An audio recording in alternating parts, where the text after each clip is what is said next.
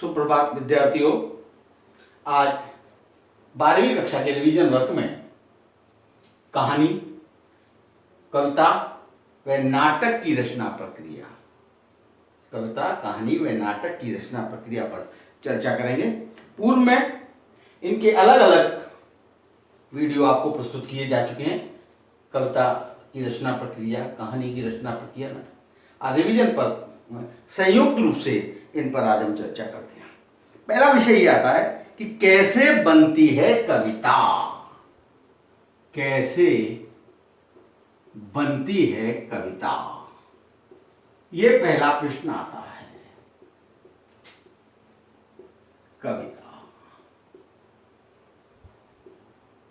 कैसे बनती है कविता? कविता क्या है? कविता कैसे बनती है? कविता में शब्दों का चयन, कविता में बिंब और छंद, कविता की संरचना, कविता के घटक, ये सारे महत्वपूर्ण बिंदु कविता की रचना प्रक्रिया के होते हैं।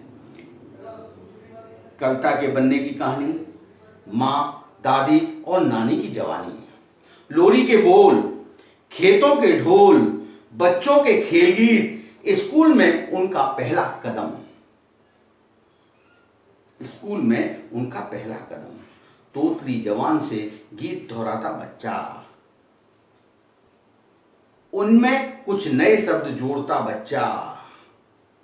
कविता की ये सारी जानी पहचानी दुनिया है जिसे हम जानते हैं।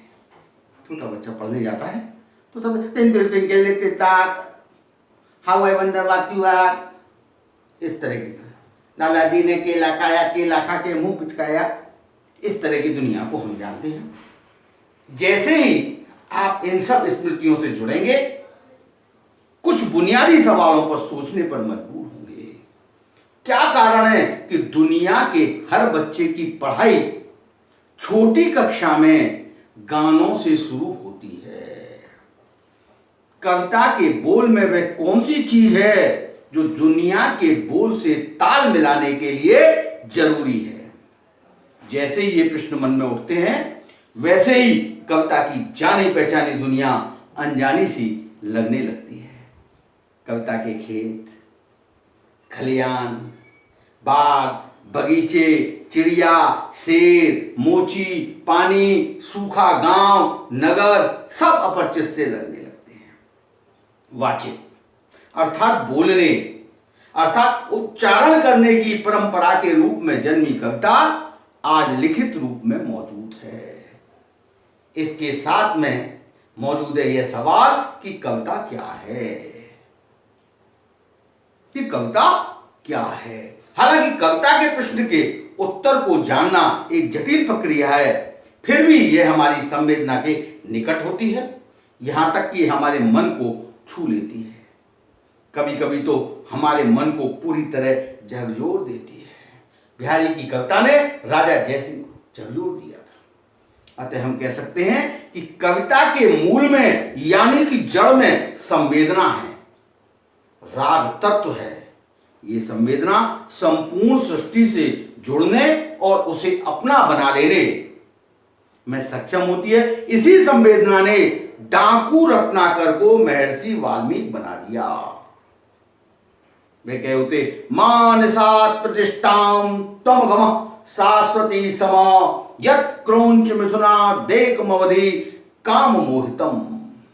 महर्षि वाल्मीकि के मुख से बहेलिये के प्रति निकले ये छंदबद्ध शाप वचन उनके किसी प्रयास के परिणाम स्वरूप नहीं थे, बल्कि क्रोंच के प्रति संवेदना के परिणाम।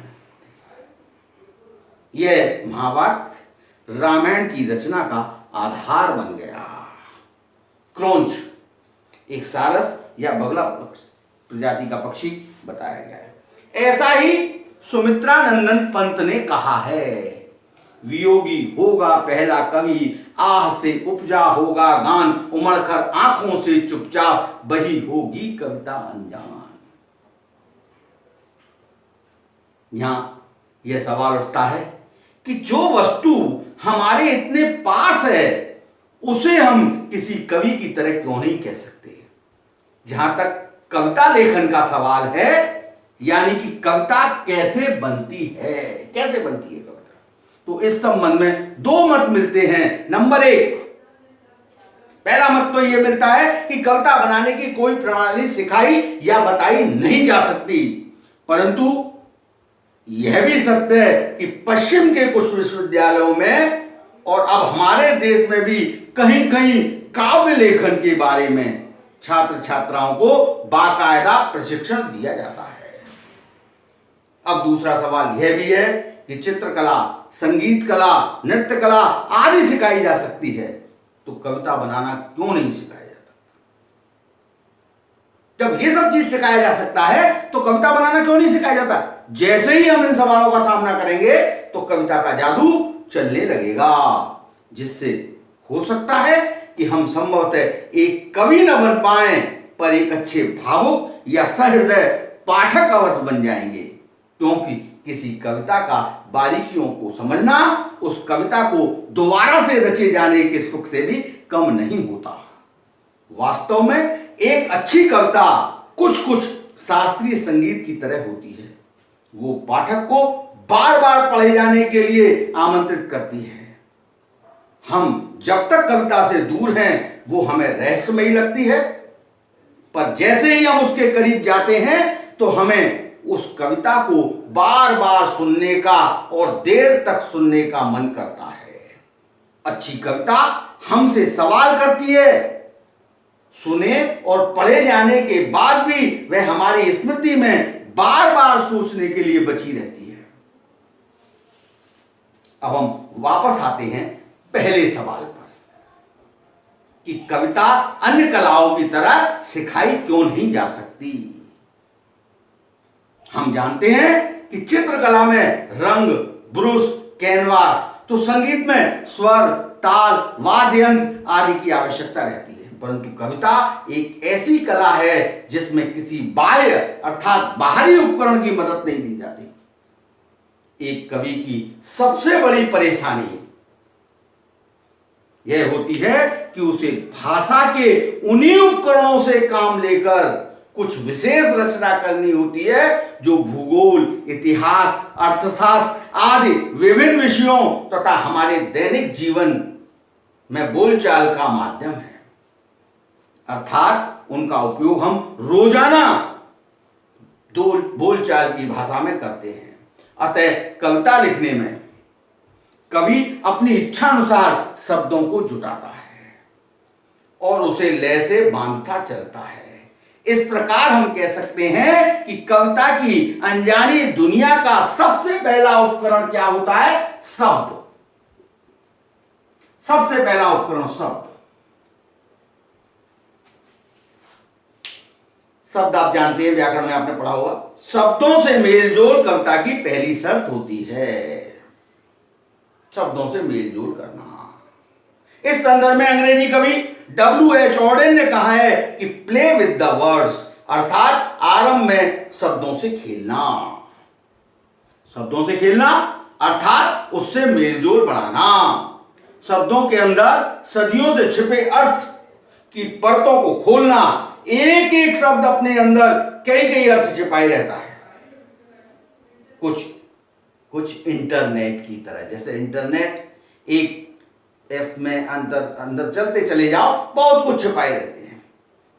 जिस प्रकार इंटरनेट से जुड़ना ज्ञान विज्ञान की नई दुनिया से जुड़ना होता है, उसी प्रकार शब्दों से जुड़ना कविता की दुनिया से जुड़ना है। हम देखते हैं कि बच्चे खेल खेल में गीत रचते हैं, खेलते खेलते, जैसे अक्कड़ बक्कड़ बम्बे बो 80 90 पूरे 100 में लगा धागा चोर निकल के भागा। देखिए, बम्बे बो, तुक मिला दी 90 100 में लगा धागा, भागा चोर निकल के भागा, तुक बंदी कर दी, गीत बन के तैयार हो गया। यह सच है कि रचनात्मक सबके अंदर होती है, आवश्यकता है तो उसे उभारने की। इस प्रकार की तुकबंदी का प्रयास धीरे धीरे रचनात्मक का आकार लेने लगती है। कई बार हमारे बड़े और प्रसिद्ध कवियों ने भी शब्दों से खेलने का सार्थक प्रयास किया है। देखिए उदाहरण, अगर कहीं मैं तोता होता, तोता होता तो क्या होता? तोता होता। रघुवीर साहब। अगर कहीं में तोता तोता शब्द ले लिया, तोता होता तो क्या होता, तोता ही होता। शब्दों से खेलते हुए काव्य का सृजन कर दिया। दूसरी कविता दे, वाह जी वाह, हमको बुद्धू ही निरा समझा है, हम समझते ही नहीं कि जैसे कि आपको बीमारी है। आप घटते हैं तो घटते ही चले जाते हैं, और भरते हैं तो बस यानी कि भरते ही चले जाते हैं। दम नहीं लेते जब तक ही गोल ना हो जाए, बिल्कुल गोल। यह मरज आपका अच्छा ही नहीं होने को। शमशेर बहादुर की कविता है। देखिए क्या खेला है, अलग अलग कर दिए वर्णों को, शब्द वही मतलब बिल्कुल गोल। दूसरी बात है, शब्दों और ध्वनियों से खेलने के प्रयास से अर्थ के नए नए आयाम खुलते हैं। शब्दों का ये खेल धीरे धीरे एक ऐसी दुनिया की ओर ले जाता है जहां रिदम है, लय है और एक व्यवस्था है। यही प्रवृत्ति आगे चलकर शब्दों को ठीक ठीक रखकर अर्थ के खेल खेलना सिखा देती है। अर्थात शब्दों के खेल से शुरू हुई कविता रचने की कहानी शब्दों की व्यवस्था तक चली जाती है। अब आता है बिंब और छंद। बिंब और छंद। बिंब और छंद पहला शब्द हो गया, ये कविता के लिए सबसे महत्वपूर्ण। बिंब और छंद कविता की आंतरिक लय होती है। बिंब और छंद जो है वो कविता की आंतरिक लय होती है। बिंब दृश्य, श्रव्य और स्पर्श तीन प्रकार के होते हैं। दृश्य, श्रव्य व स्पर्श।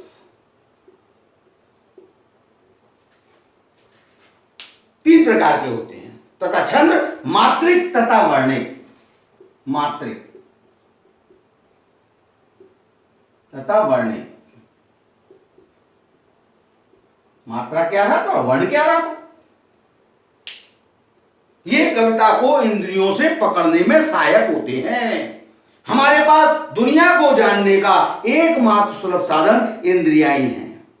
भारी संवेदनाएं, बाह्य संवेदनाओं मन के स्तर पर बिंब के रूप में बदल जाती हैं।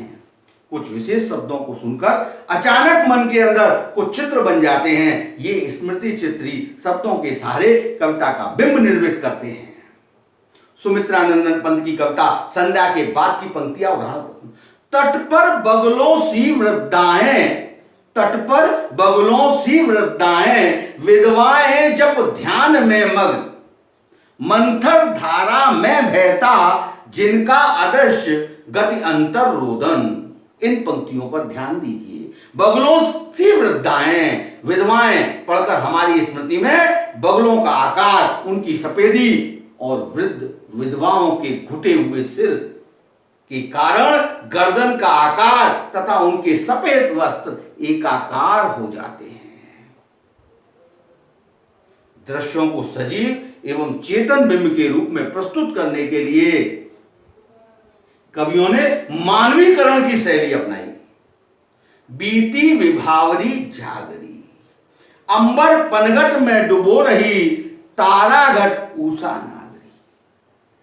ये बिंब। इसके बाद आता है छंद, यानी कि कविता की आंतरिक लय, जो कविता का अनिवार्य अंग है। मुक्त छंद की कविता लिखने के लिए भी अर्थ की लय का निर्वाह आवश्यक है। नागार्जुन की कविता बादल को घिरते देखा में मात्रा की गणना के अनुसार कोई प्रचलित छंद नहीं है, परंतु संगीतात्मकता, लयात्मकता तो उपस्थित है। अमल धवल गिर के शिखरों पर बादल को घिरते देखा है। अमल धवल गिर के शिखरों पर बादल को घिरते देखा। संगीतात्मकता है। आगे देखिए, तुंग हिमालय के कन्नों पर छोटी बड़ी कई झीलें हैं। तुंग हिमालय के कन्नों पर छोटी बड़ी कई झीलें हैं। संगीतात्मकता, लयात्मकता, कोई प्रचलित छंद नहीं है। कविता के ये सारे घटक भाषा, संरचना, बिंब, छंद, परिवेश और संदर्भ से संचालित होते हैं। अब देखिए हम गांव का परिवेश। जब गांव का परिवेश के लिए हम किसी पर चर्चा करते हैं तो नागार्जुन की एक छोटी सी कविता है, अकाल और उसके बाद। इसमें गांव का परिवेश है, संदर्भ अकाल और उसके बाद का परिवर्तन है। अकाल की भाषा, संरचना, बिंब, छंद सभी इसके चारों ओर घूम रहे हैं। देखें, कई दिनों तक चूल्हा रोया, चक्की रही उदास। कई दिनों तक चूल्हा रोया, चक्की रही उदास। कई दिनों तक कानी कुतिया सोई उनके पास। आगे देखें, दाने आए घर के अंदर कई दिनों के बाद। धुआं उठा आंगन के ऊपर कई दिनों के बाद। यहां कवि ने अकाल और उसके बाद होने वाले परिवर्तनों को सांगीतिक की व्यवस्था के अंतर्गत केवल कुछ संकेतों द्वारा अपनी बात को प्रकट किया है। जैसे घर में दाने का आना, आंगन के ऊपर धुआं उठना आदि।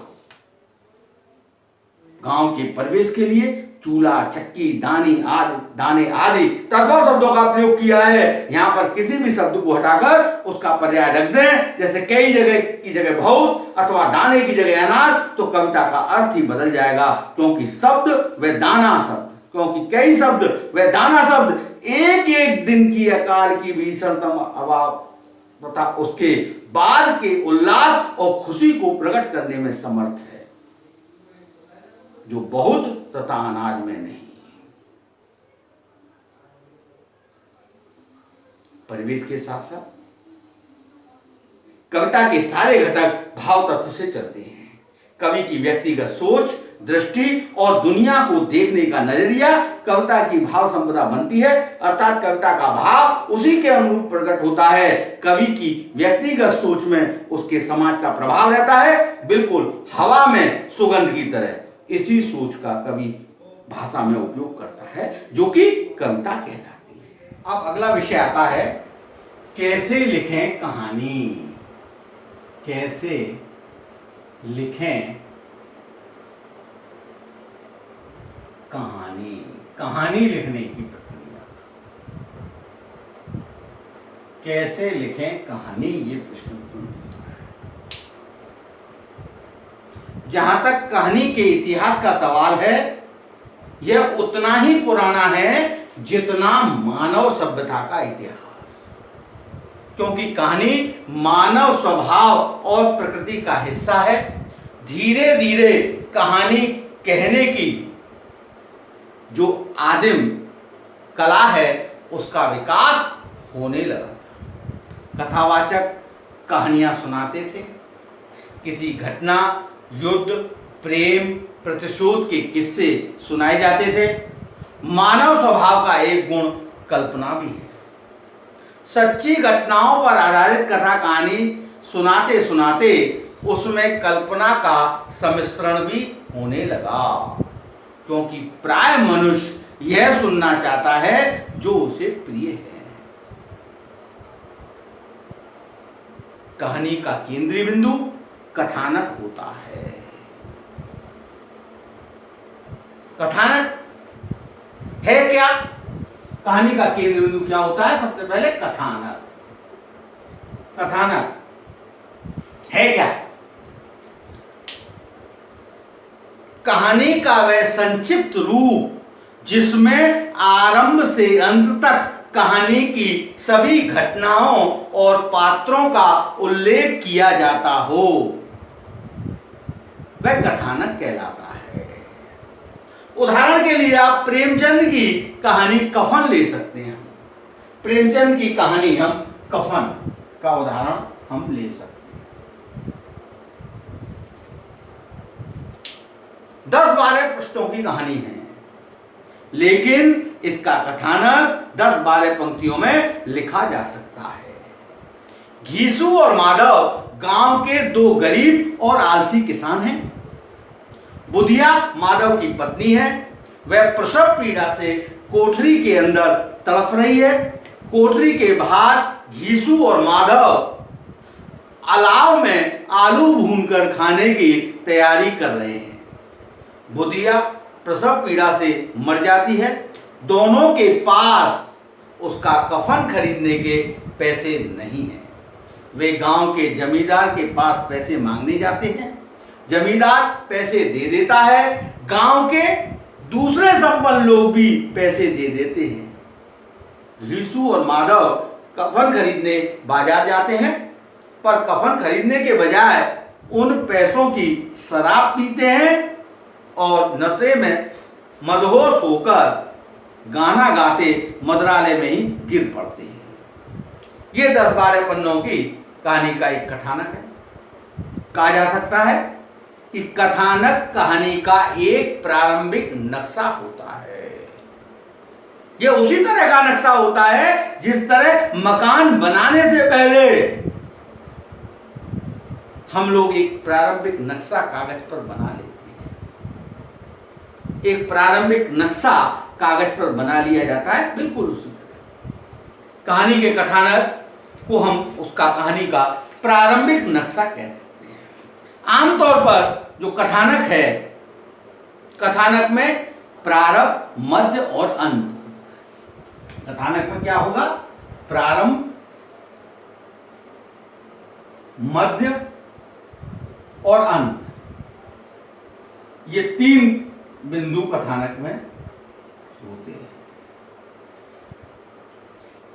अर्थात कथानक का पूरा स्वरूप प्रारंभ, मध्य और अंत में समाहित होता है। कथानक न केवल आगे बढ़ता है बल्कि उसमें द्वंद्व के तत्व भी होते हैं। कथानक में क्या? द्वंद्व। द्वंद्व भी आवश्यक है। द्वंद्व माने टकराव, जो कहानी को रोचक बनाए रखते हैं। द्वंद्व के तत्वों से अभिप्राय यह है कि परिस्थितियों में इस काम के रास्ते में यह बाधा है और यह बाधा समाप्त हो गई तो आगे कौन सी बाधा आ सकती है? या हो सकता है कि एक बाधा के समाप्त हो जाने या किसी निष्कर्ष पर पहुंच जाने के कारण कथानक पूरा हो जाए। कथानक की पूर्णता की शर्त यही होती है कि कहानी नाटकीय ढंग से अपने उद्देश्य को पूरा करने के बाद समाप्त हो। अंत तक कहानी में रोचकता बनी रहनी चाहिए। यह रोचकता द्वंद्व के कारण ही बनी रह पाएगी। हर घटना, हर पात्र, समस्या का अपना देश काल और स्थान होता है। क्या होता है? देश काल, देश काल और स्थान।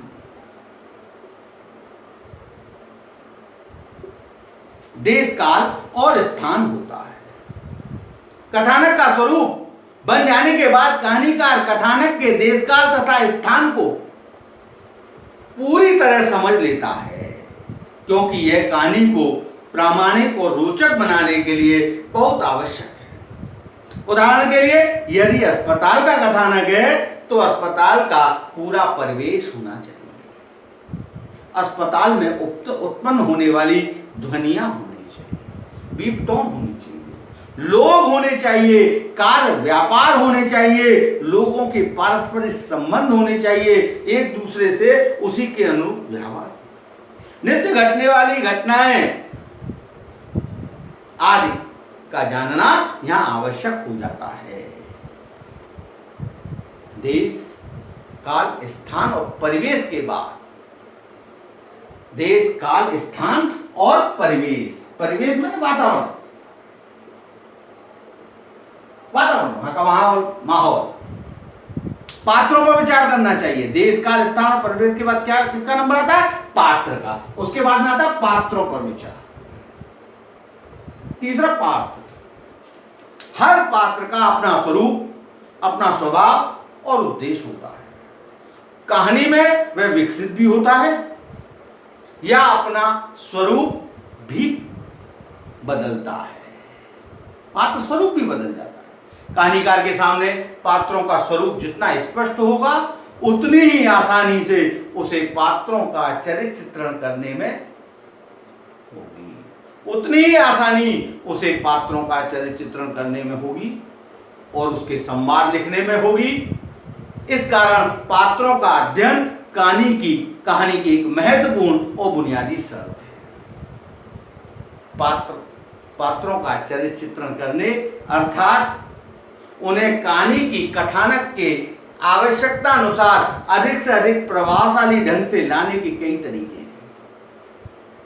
पात्रों के चरित्र चित्रण करने तथा कहानी के कथानक में जिस प्रकार की आवश्यकता हो उसके अनुसार उसको उसमें प्रभावशाली ढंग से लाने के कई तरीके हो सकते हैं। जैसे पहला तरीका देखिए, पात्रों के गुणों का बखान कहानीकार द्वारा किया जाता है।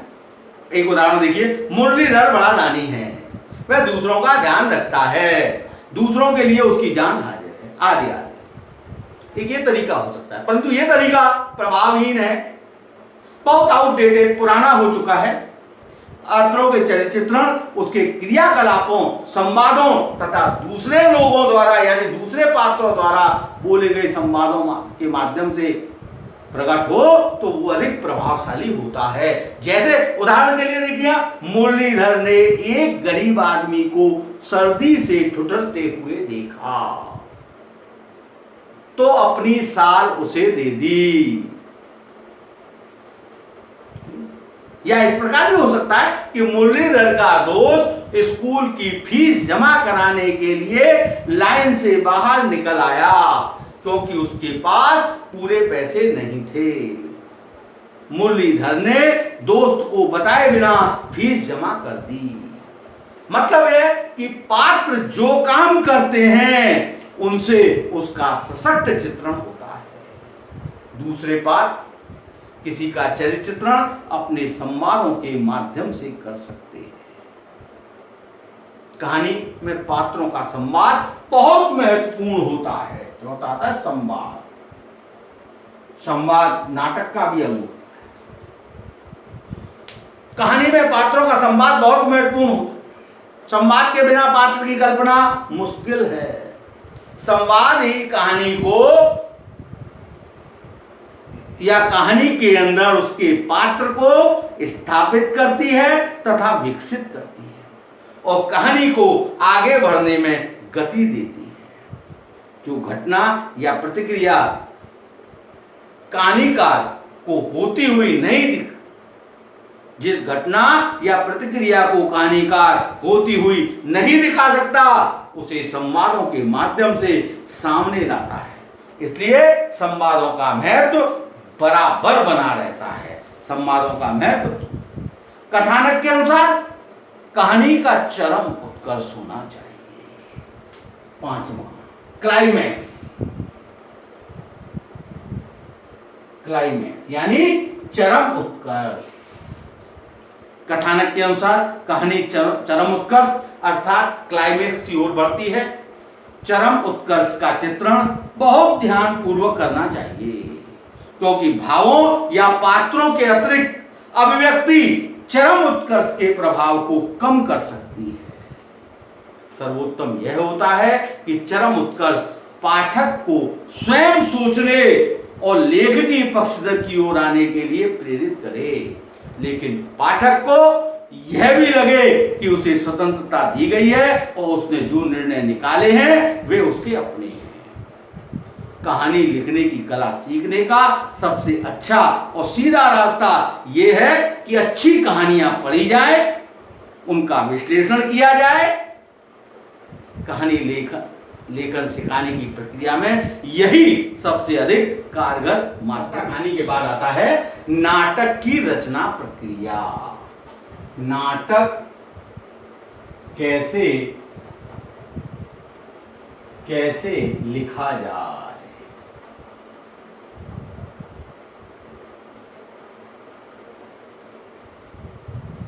नाटक कैसे लिखा जाए, ये विषय आता है। हमारे सामने लगातार एक प्रश्न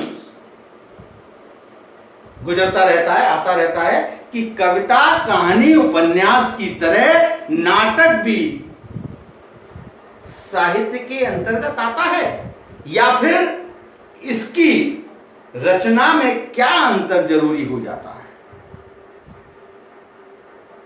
जब हम इस पर विचार करते हैं तो पाते हैं कि नाटक अपनी कुछ निजी विशेषताओं के कारण अन्य दूसरी विधाओं से बिल्कुल अलग हो जाता है।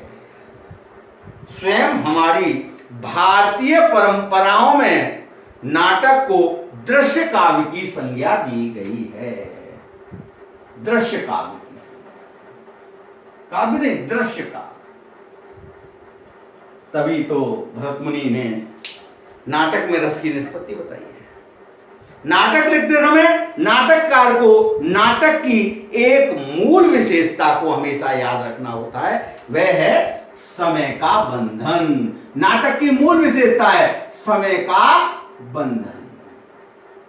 नाटककार को इस समय सीमा को ध्यान रखना पड़ता है।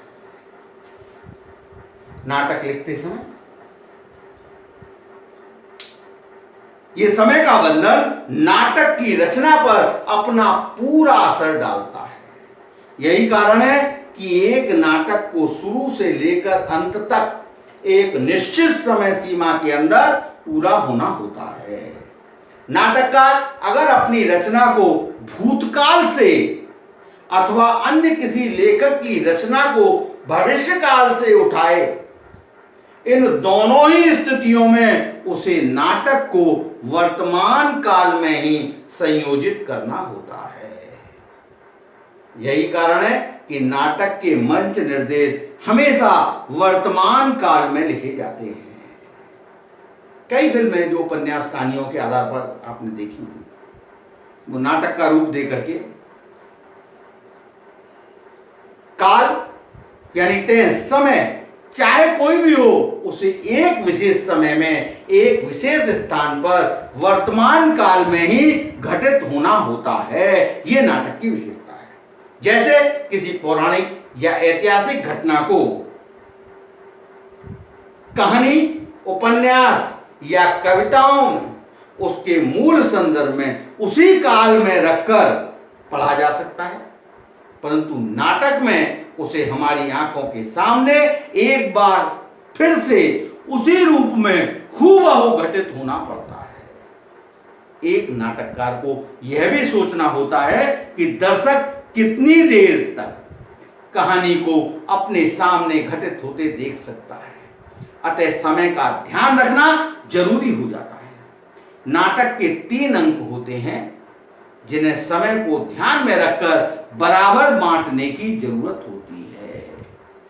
पर ध्यान रहे, किसी भी चरित्र का पूरा विकास होना अनिवार्य है।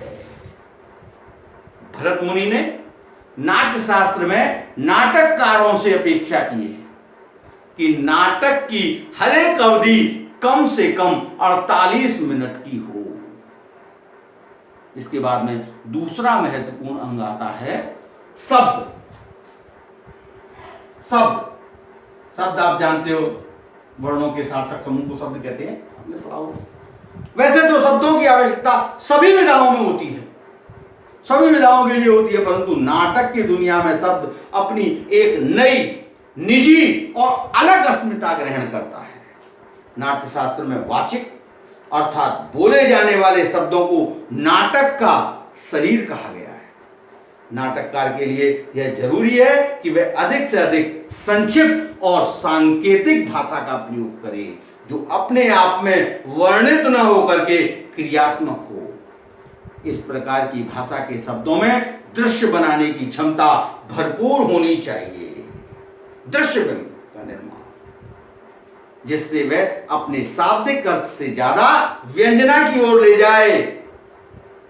यह कहा भी गया है कि अच्छा नाटक वही होता है जो लिखे अथवा बोले गए शब्दों से भी ज्यादा ध्वनित करे। शब्दों से ज्यादा वह ध्वनित करे जो लिखा या बोला नहीं जा, जिसको लिखा या बोला नहीं जा सकता है उसको ध्वनित करे। ये अच्छे नाटक की विशेषता बताई है। एक नाटक के लिए आवश्यक होता है कथ्य, जिसको कथानक भी बोलते हैं। कथ्य कहानी में जिसको कथानक, पहले कहानी के रूप में किसी शिल्प, किसी फॉर्मेट या किसी प्रारूप अथवा संकल्पना के भीतर कथ्य को पिरोना होता है। इसके लिए नाटककार को शिल्प या संरचना की पूरी समझ होनी चाहिए, पूरी जानकारी होनी चाहिए। यह बात हमेशा ध्यान में रखनी चाहिए कि नाटक मंच पर मंचित होता है।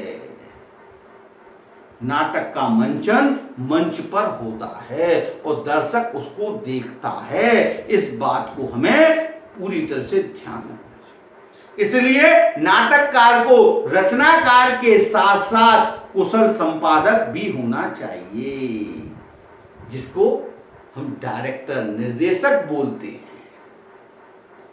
घटनाओं, स्थितियों अथवा दृश्यों का चुनाव करना, फिर उसे उचित क्रम में रखना, यह कला भी नाटककार को आनी चाहिए। नाटक का सबसे जरूरी और सशक्त माध्यम है संवाद, जिसके बिना नाटक संभव ही नहीं है। संवाद के बिना नाटक संभव ही नहीं है। अन्य विधाओं में इसकी आवश्यकता नहीं होती, परंतु नाटक में इसके बिना काम भी नहीं चलता। इसके बिना बिल्कुल काम नहीं चल सकता। नाटक के लिए तनाव, उत्सुकता, रहस्य, रोमांस और अंत में उपसंहार जैसे तथ्य अनिवार्य हैं।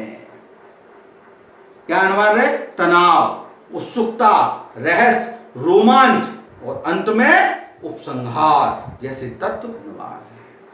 इसके लिए आपस में विरोधी विचारधाराओं का संवाद भी जरूरी है। द्वंद्व, आपने पहले पढ़ा था द्वंद्व।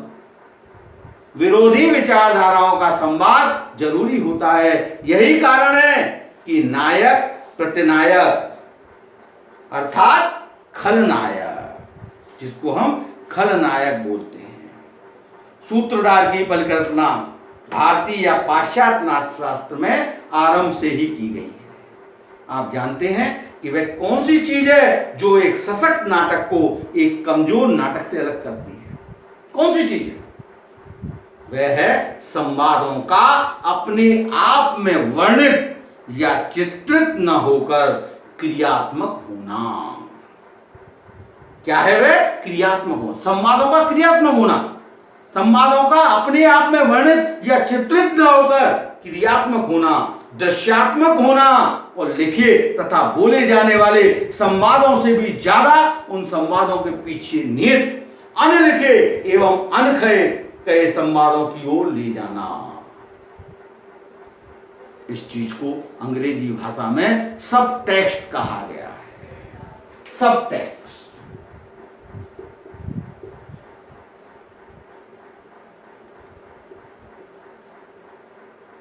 सब टेक्स्ट।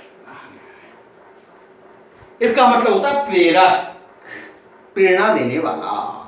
जिस नाटक में इस तत्व की जितनी ज्यादा संभावनाएं होंगी, वह नाटक उतना ही सफल होगा। वह नाटक उतना ही सफल होगा। नाटक स्वयं में एक जीवंत माध्यम है। कोई भी दो चरित्र जब भी आपस में मिलते हैं तो विचारों के आदान प्रदान में टकरार पैदा होना स्वाभाविक है। यही कारण है कि रंगमंच प्रतिरोध का सबसे सशक्त माध्यम है। वह कभी भी यथास्थिति को स्वीकार कर ही नहीं सकता। इस कारण उसमें अस्वीकार की स्थिति बराबर बनी रहती है, क्योंकि कोई भी जीता जागता संवेदनशील प्राणी वर्तमान परिस्थितियों को देखकर असंतुष्ट हुए बिना नहीं रह सकता। असंतुष्ट होना व्यक्ति का स्वभाव है। आवश्यक नहीं है कि हर चीज से हर व्यक्ति संतुष्ट हो। मजे की बात यह है कि जिस नाटक में इस तरह की असंतुष्टि, छटपटाहट, प्रतिरोध और अस्वीकार जैसे नकारात्मक तत्वों की जितनी ज्यादा उपस्थिति होगी, वह उतना गहरा और सशक्त नाटक साबित होगा। यही कारण है कि जब जब किसी भी विचार, व्यवस्था अथवा तात्कालिक समस्याओं के समर्थन में नाटक लिखे गए हैं, वे कभी भी बहुत दिनों तक चर्चा में नहीं रहे हैं। यही वजह है कि हमारे आधुनिक नाटककारों को राम की अपेक्षा रावण, प्रहलाद की अपेक्षा हिरण्यकश्यप और कृष्ण की अपेक्षा कंस अधिक आकर्षित करता है।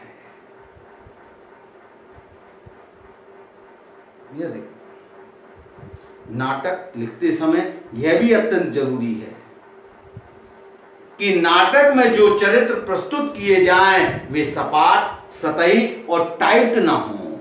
जिस प्रकार हम अपनी रोजमर्रा की जिंदगी में किसी भी व्यक्ति को केवल अच्छा या बुरा नहीं कह सकते, उसी तरह नाटक की कहानी में भी चरित्रों के विकास में इस बात का ध्यान रखा जाना चाहिए। ये आवश्यक है कि वे स्थितियों के अनुसार अपनी क्रियाओं व प्रतिक्रियाओं को व्यक्त करते चले।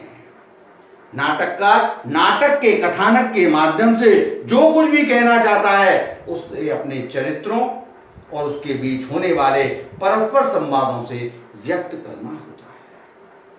हमें यह भी याद रखना चाहिए कि संवाद बोले वाले पात्र मंच पर सचमुच के हाड़ मांस के जीवित प्राणी होते हैं, न कि कविता, कहानी और उपन्यास में उपस्थित रहने वाले शाब्दिक चरित्र। अतः संवाद जितने ज्यादा सहज और स्वाभाविक होंगे उतना ही दर्शकों के मन को। यहां सहज और स्वाभाविक का मतलब भाषा की सरलता बिल्कुल नहीं है।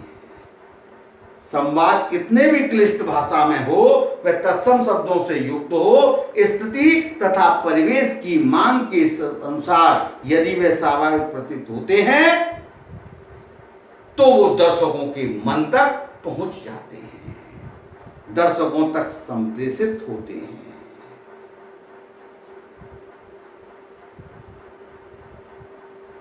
इसी के साथ जुड़ा है दूसरा सवाल, शिल्प और संरचना। पांचवा, शिल्प और संरचना। हर एक का अपना एक तरीका होता है, प्रारूप होता है, सिस्टम होता है। नाटक का भी अपना एक शिल्प है, तरीका है, जिसके अंतर्गत नाटककार अपने कथ्य को व्यंजित करता है, यानी प्रकट करता है। हिंदी के नाटककारों के पास शिल्प की दृष्टि से कई तरह के विकल्प मौजूद हैं।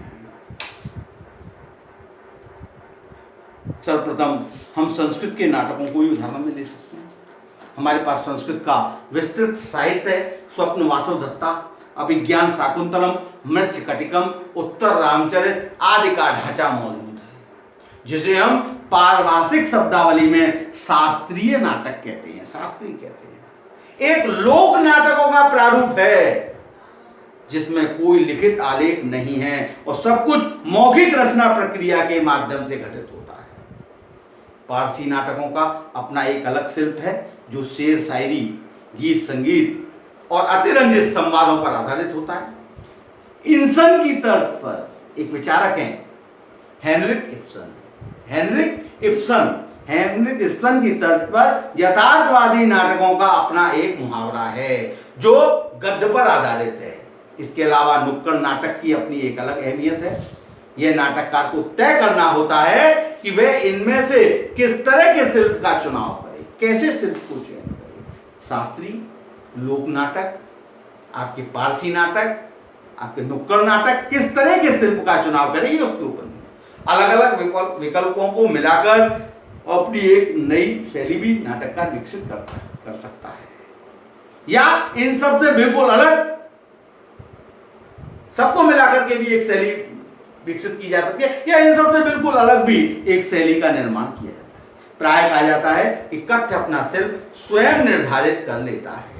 यह स्थिति सही भी है, क्योंकि जब जब नाटककारों ने पहले शिल्प या संरचना को निश्चित कर लिया है और कथ्य को उसमें फिट करना चाहा है तो वह अधिक कामयाब नहीं हो पाया है। इसलिए कथ्य अपने आप अपने शिल्प का निर्माण करना। बस आज इतना ही। आपका दिन शुभ और मंगलमय हो।